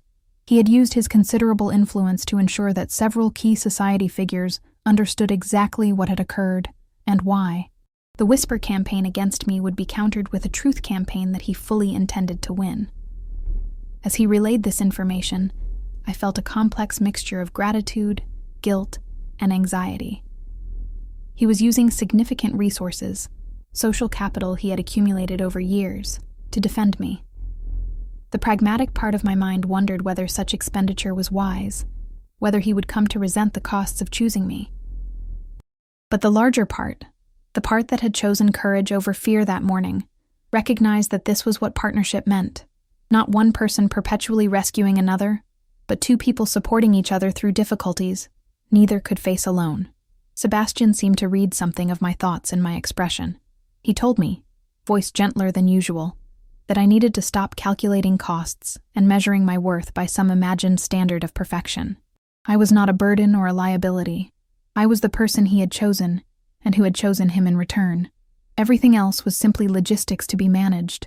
The simplicity of that framing, choosing each other, then managing the logistics, cut through weeks of anxiety and self-doubt. It was not that the challenges had disappeared or become less significant, but they had been recontextualized as problems to be solved rather than fundamental incompatibilities. As the afternoon light faded and Sebastian finally rose to leave, he asked whether I would attend Lady Hartwick's garden party the following week. The invitation that had been gently rescinded would, he assured me, be reissued once word of Cordelia's exposure spread through society. I told him I would attend, not because I was confident about facing the scrutiny that would inevitably follow this latest scandal, but because retreating felt like allowing fear to make decisions for me again. After he left, I sat in the gathering dusk and thought about choices and courage, about Sebastian's mother enduring years of exclusion to build the life she wanted, about my own tendency to catastrophize and preemptively surrender rather than risk failure, about the difference between wise caution and cowardly avoidance. I still did not know whether I could successfully navigate the world Sebastian inhabited, but I had learned something important, that trying and potentially failing was less frightening than never trying at all. The storm Cordelia had created was not over. Society would need time to process the exposure of her fraud, to shift their narrative from scandal about me to scandal about her. There would be uncomfortable conversations and lingering speculation, and people who would never fully accept me regardless of vindication. But I would not face it alone, and somehow, that made all the difference. The transformation of my reputation did not occur overnight, as I had half feared and half hoped it might. Instead, it unfolded gradually over the following weeks, like watching dawn break slowly across a landscape, first in subtle shifts of light, then in increasingly unmistakable clarity. Lady Pemberton's public statement appeared in the society pages 3 days after Sebastian's confrontation. It was carefully worded to minimize the severity of Cordelia's actions, while still acknowledging that regrettable misunderstandings had occurred and that incorrect information had been shared at the Somerset dinner. The letter stopped short of calling it deliberate fraud, but the careful reader could infer the truth beneath the diplomatic language. Cordelia's personal letter of apology arrived by messenger the same day. It was brief, formal, and utterly devoid of genuine contrition. She expressed regret for any distress caused by miscommunications regarding my family's circumstances. The passive construction absolved her of direct responsibility, even while ostensibly taking accountability. I read it once, filed it away, and made a conscious decision not to dwell on its inadequacies. Cordelia's opinion of me no longer mattered, and I would not grant her the power to affect my peace of mind. What mattered more was how society responded to these revelations. The initial reaction was confusion. Those who had witnessed my humiliation at the Somerset dinner struggled to reconcile that scene with news that the accusations had been fabricated. Some, I learned through the reliable channels of gossip that my aunt monitored, were inclined to believe the truth was somewhere in the middle, that perhaps both Cordelia and I bore some responsibility for the ugliness that had erupted, but Sebastian had prepared for this ambiguity. He had strategically shared the documentary evidence with several influential figures whose opinions carried weight in social circles. The Duke of Somerset himself, apparently mortified that his dinner party had been used as a stage for fraud, made quiet but firm statements about what had actually occurred. Lady Hartwick, whose respect I had somehow earned, was even more direct in her conversations, making it clear that Cordelia had engaged in deliberate deception motivated by jealousy. The tide began to turn, not all at once, not universally, but perceptibly. Lady Hartwick's garden party, which I attended with considerable trepidation, became a kind of referendum on my social standing. I dressed with care in a new gown of pale lavender, another expenditure my aunt and I could barely afford, but which we both recognized as necessary investment. My hands trembled slightly as we arrived, but I kept my chin up and my expression pleasantly neutral as we were announced. The moment of truth came within minutes of our entrance. Lady Hartwick herself approached, greeted me warmly, and made a point of walking with me through her garden, introducing me to various guests with a courtesy that signaled unmistakable approval. Several women who had previously cut me now offered cautious but genuine greetings. A few even apologized obliquely for having believed unfortunate rumors, without seeking the full truth. Sebastian arrived fashionably late, as was apparently his custom at such events. But when he did appear, he came directly to where I stood speaking with several ladies about a recently published novel. He greeted the group with his usual reserved courtesy, then turned to me with a look that made my breath catch. Warm, proprietary, proud. He asked whether I might join him for a turn about the garden, and the request, while perfectly appropriate, carried an unmistakable subtext that everyone present surely recognized. As we walked together along paths lined with roses in full bloom, Sebastian told me something that shifted my understanding of everything that had occurred. He said that his mother had once told him that adversity was a gift, because it revealed character in ways that ease never could.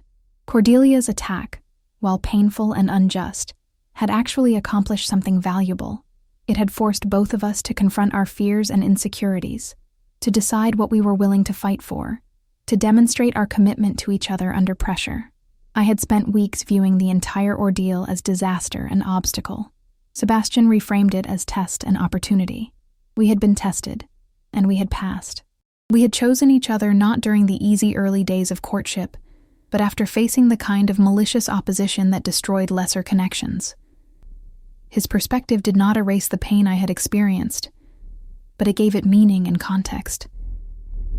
I began to understand that the challenges we had faced were not evidence of fundamental incompatibility, but rather necessary trials that had strengthened rather than weakened what we were building together. As summer deepened into late July, my position in society solidified in ways I had not dared imagine possible. Invitations arrived regularly. Women whose names I had only read in society pages invited me to intimate gatherings where actual friendships, not merely social acquaintances, began to form.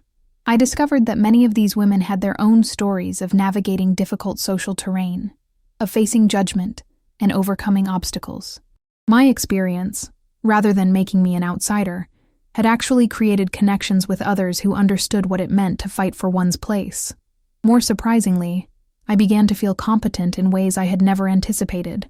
Lady Hartwick, whose kindness had proven genuine and consistent, took me under her wing in a manner that went beyond simple social sponsorship. She introduced me to the practical aspects of managing a large household and estate, explaining not just what needed to be done, but why and how.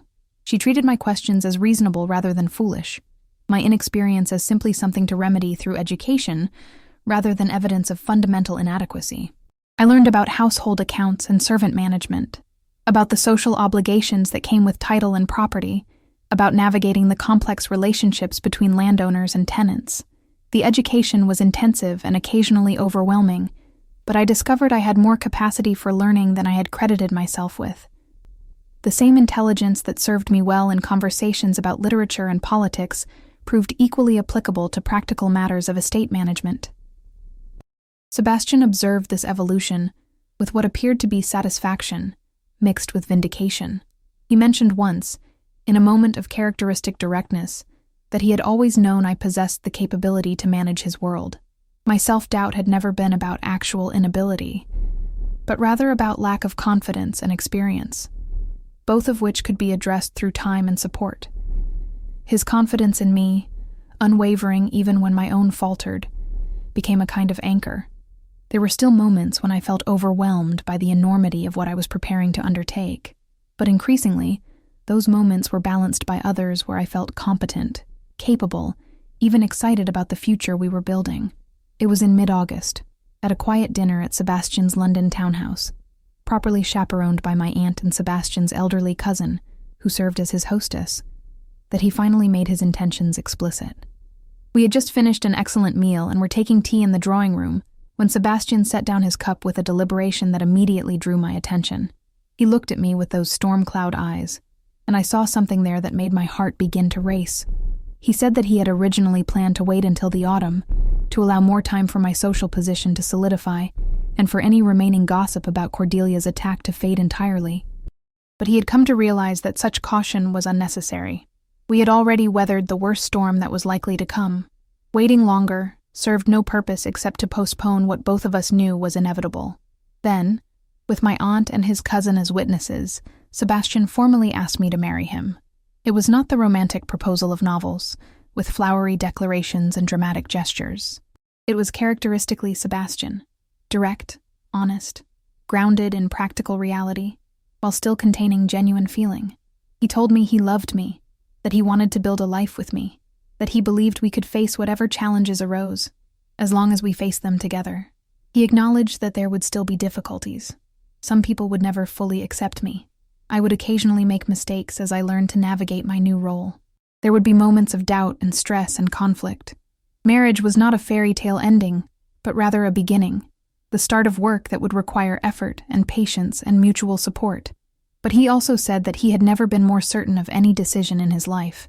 I was the person he wanted beside him, the person who made his carefully ordered world feel fuller and more meaningful, the person whose perspective and intelligence and courage he valued above all else.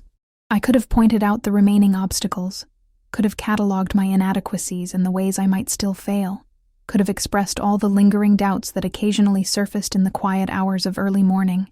Instead, I simply said, yes. Yes to loving him. Yes to building something together. Yes to facing whatever came with courage rather than fear. Yes to believing that I was enough, even when society suggested otherwise. Yes to the terrifying and wonderful prospect of becoming Baroness of Ravenscroft. My aunt burst into tears, happy tears for once rather than anxious ones. Sebastian's cousin smiled with what appeared to be genuine pleasure, and Sebastian himself did something I had never seen him do in all our months of acquaintance. He smiled broadly, unreservedly, with an expression of such pure joy that it transformed his usually serious features entirely. The betrothal was announced formally the next day. The reaction from society was largely positive, though tinged with the kind of speculation that seemed inevitable given our unusual courtship. Some praised Sebastian's choice of character over fortune. Others viewed it as romantic vindication after the ugliness of Cordelia's attack. A few still whispered doubts, but their voices were drowned out by broader acceptance. Cordelia herself had largely disappeared from society, either by choice or by family mandate. I heard through gossip channels that she had gone to stay with relatives in the country, and might remain there indefinitely. I felt no satisfaction in her exile, only a weary relief that I would not need to navigate social events where she was present. The weeks between betrothal and wedding passed in a blur of preparation and education. Lady Hartwick intensified her practical training, walking me through the specific expectations and responsibilities I would face as Sebastian's wife. His estate steward came to London to meet me and discuss the operations of Ravenscroft Hall. I was introduced to key tenants and staff members, learning names and faces and the complex web of relationships that comprised Sebastian's Yorkshire holdings. It was overwhelming, but not impossible. I made mistakes, addressed servants incorrectly, misunderstood estate protocols, revealed my inexperience in dozens of small ways. But I also learned quickly, asked questions when I did not understand, and gradually began to feel less like an imposter playing a role, and more like someone growing into responsibilities she was capable of managing. Sebastian remained steady throughout, neither coddling me nor expecting perfection. When I stumbled, he offered correction without judgment. When I succeeded, he acknowledged it with quiet pride.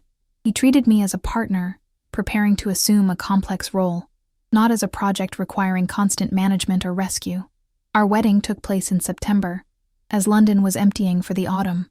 It was smaller than the grand society affairs that characterized aristocratic marriages, but it felt right for us. The ceremony was at Sebastian's family church, with friends and family in attendance, but without the massive crowds that would have turned our marriage into spectacle. I wore a gown of ivory silk, simple but elegant, made by a modiste, who had treated me with respect rather than condescension. My aunt wept throughout the ceremony. Lady Hartwick smiled with evident satisfaction, and Sebastian looked at me as though I were something precious and hard-won, which perhaps I was. When he spoke his vows, promising to love and honor me through whatever difficulties arose, I heard echoes of every conversation we had shared over the past months. These were not empty words recited by rote, but promises he had already been keeping, would continue to keep, regardless of whether vows were formally exchanged. And when I spoke my own promises, I meant every word.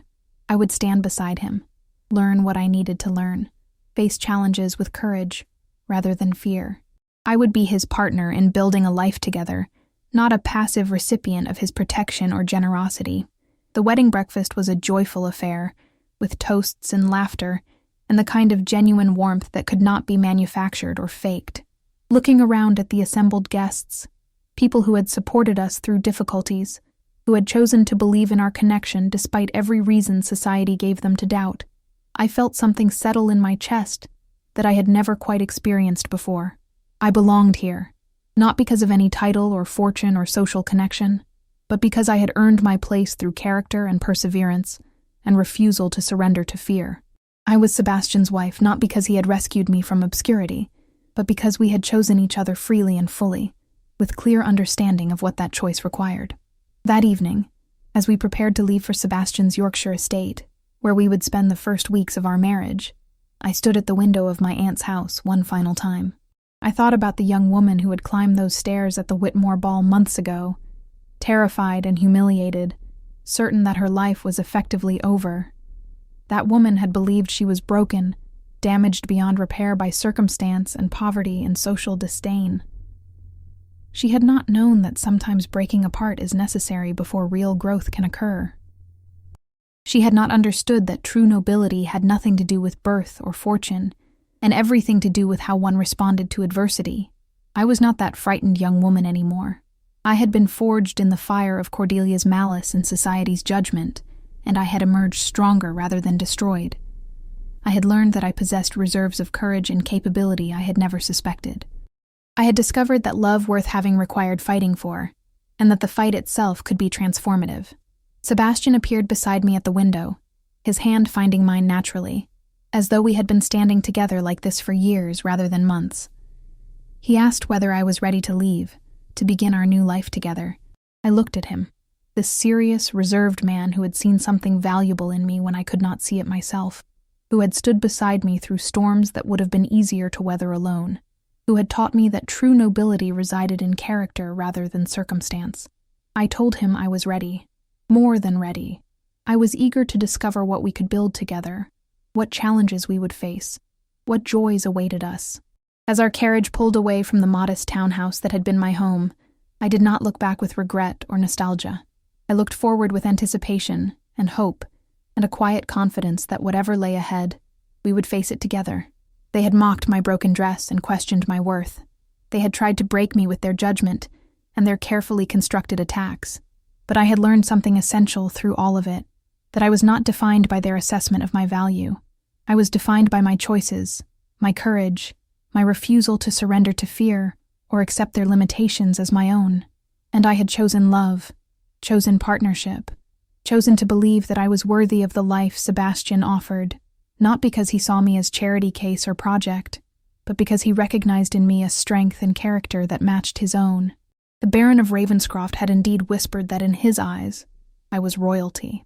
But more importantly, I had finally learned to see that royalty in myself, and that, I thought, as the carriage carried us toward our future, was the real transformation. Not from poverty to wealth, or obscurity to prominence, but from self-doubt to self-knowledge, from fear to courage, from accepting others' definitions of my worth to claiming my own. The journey ahead would not be easy. There would still be challenges, still be people who questioned my place, still be moments when I doubted my own capabilities. But I would no longer face them alone, and I would no longer face them believing I was inadequate to meet them. I was Beatrice Blackwood, Baroness of Ravenscroft, and I had earned that title not through birth or fortune, but through the truest form of nobility, the courage to become who I was meant to be, regardless of who others believed I should remain. The story that had begun with humiliation on a ballroom staircase had ended with triumph, not because circumstances had changed, but because I had. And that transformation, hard-won and genuine, was worth more than any title or fortune could ever be. As the lights of London faded behind us and the road stretched ahead into gathering dusk, I leaned against Sebastian's shoulder and smiled. Not because everything was perfect or resolved, but because I had finally learned that perfection was neither necessary nor desirable. What mattered was courage, love, and the willingness to keep growing, keep trying, keep believing in possibilities that others insisted were impossible. And those things I had discovered, I possessed in abundance. The end was really just a beginning.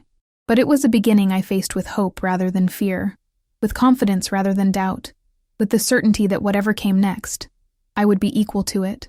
Because true nobility, as I had finally learned, was not bestowed by others. It was claimed by those brave enough to believe they deserved it. And I, Beatrice Blackwood, was finally, genuinely, completely brave.